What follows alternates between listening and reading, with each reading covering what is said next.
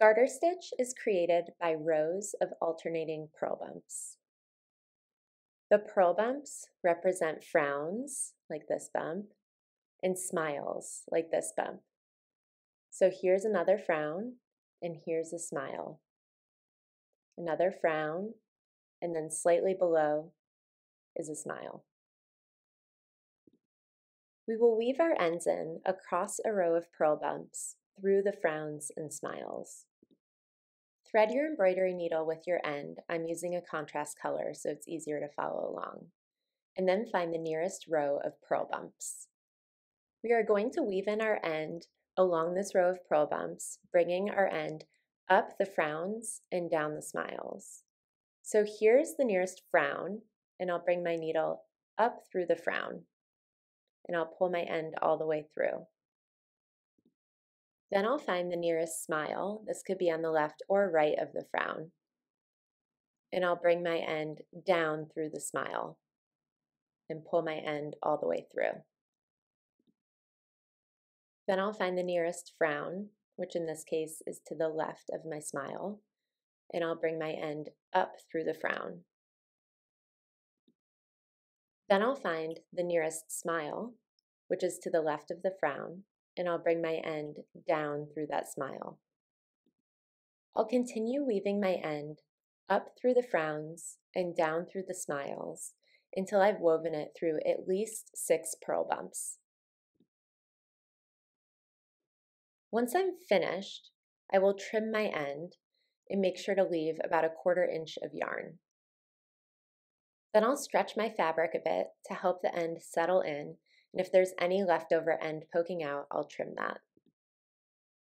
There are a few different places within your project where you'll have to weave in ends, so watch the next few video clips for some tips and tricks on how to handle those.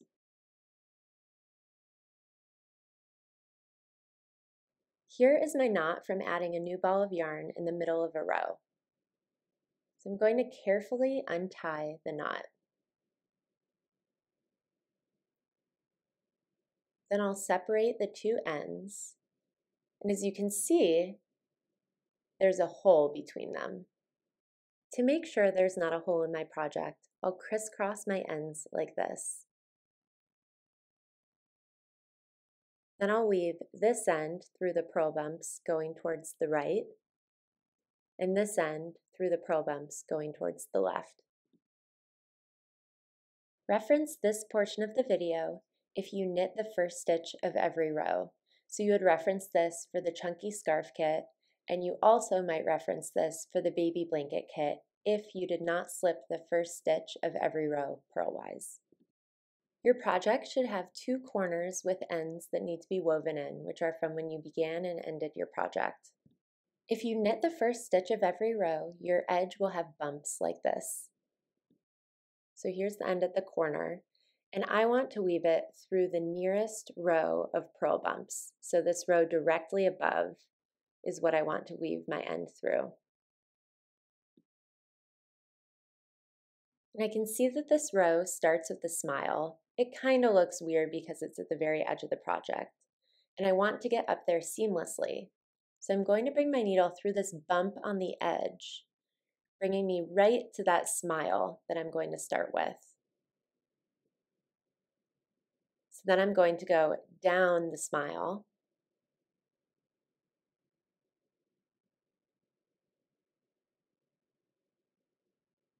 and up the frown that's directly to the left of the smile. I'll weave my end through at least 6 of these bumps, and then I'll trim it. Here, I added a new ball of yarn at the beginning of a row. And in this case, my edge has bumps like this. To begin, I'm going to carefully undo the knot. And I'll separate both of the ends. If I look carefully at the ends, there's one end that comes out on the side of the fabric facing me, and the other end comes out on the other side of the fabric. The trick in this situation is to flip-flop the ends and weave them in on their opposite sides of the fabric. So here's the end that's coming out on the side of the fabric facing me. I bring it around the edge of the fabric and I'll weave it in on this side of the fabric. Then I'll grab the other end that's coming out on the other side of the fabric facing away from me, and I'll bring it around the edge and weave it in on the side of the fabric facing me. Reference this portion of the video if you slipped the first stitch of every row purlwise, so you would reference this for the baby blanket kit. Your project should have two corners with ends that need to be woven in, which are from when you began and ended your project. My project has this beautiful edging that was created by slipping the first stitch of every row purlwise. I need to weave in this end at the corner of the project, so I'll find the nearest row of purl bumps, which is directly above the end, to weave it through. Here's the first smile that I'll weave through, and afterwards I'll weave it through this frown.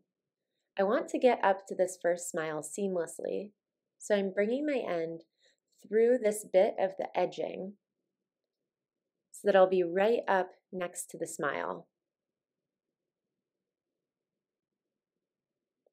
And then I'll bring my end down through the smile.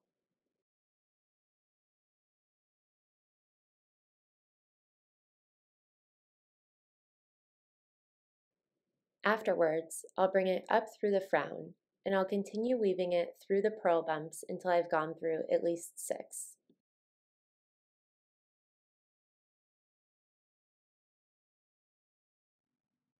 In this example, I added a ball at the beginning of the row, and my edging looks like this because I slipped the first stitch of each row purlwise. To begin, I'm going to carefully untie the knot I created when I added a new ball of yarn.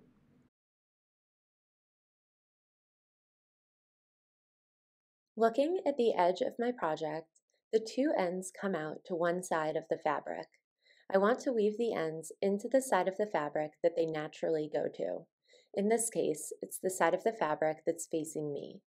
If I were to try to bring them to the other side to weave them in, I would have to bring them around the edge, ruining the beautiful edge that I created. So, on the side facing me, I will find the two nearest rows of purl bumps and weave them each into their own row. So I'll weave this one into this row and this one through the row below.